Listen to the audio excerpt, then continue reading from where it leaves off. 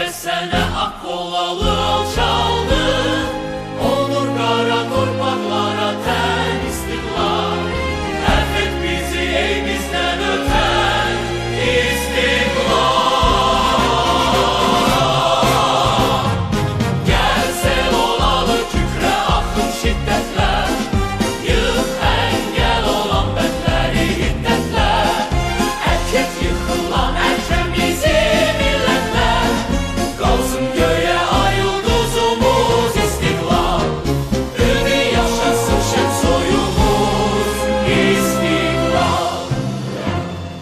Dan inciləri səndə üfüq bulsun gəl. Sümbül çiçəyi səndə gülə dolsun gəl. Qoy el obamız bol bərəkət olsun gəl. Göz yaşlarını topla sen ol istiqlal.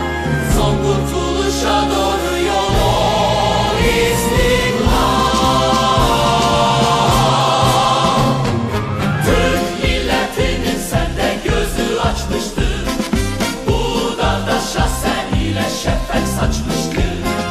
Bir də günəş ol ki bu son çağrışdı. Gəl topla bizi köksünə al istiqlal.